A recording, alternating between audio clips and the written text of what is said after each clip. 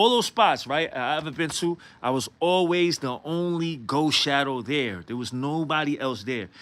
And when I was on the island, when when the brims first started taking place, because I remember when before the brims took power, before the brims and the stones took power, it was like NYBB, right? It was like sex money. It was like 9 Trey. It was like all of that. And then around 2003, like 2003, around that time, that's when the Mac Ballers, and that's when the Hounds, that's when they started stepping into position, right? And they started getting bigger and bigger and bigger. Around that time, I went to C95, right? So now everybody already knew, because I was going back and forth to prison all the time. So when I step in the spot, people already knew me. They knew me from Spofford. They knew me from Rikers Island before. They knew me from Green. They knew me from different places, right? Cap.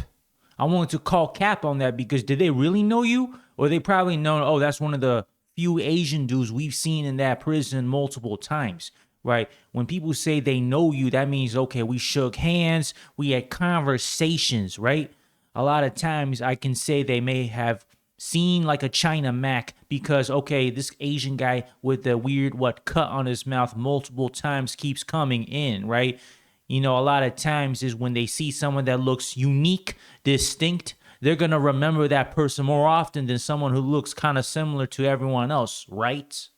And plus, China Max saying, oh, they already know me because I've been to prison so many times, or, you know, they know me, right? That's not a good thing. You've been to so many jails. Maybe have you ever thought, this is a sign that I've been to jail too many times. I got to switch up my game up, right? Because are you really getting money as a criminal? You're getting fast money, but you know what they say?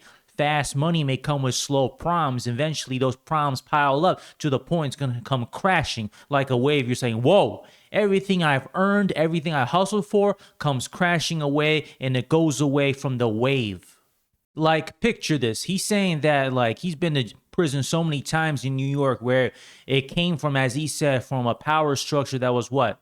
A gang set called, I don't know, NYBB. That's what China Max said. Sex, money, murder. And it transitioned to another gang power takeover from, what did he mention? Like Mac Ballers, Bloodhound Brims. I mean, he thinks it's a big change, but honestly, it's all the same, because it's basically just group of people trying to do criminal activity in order to what?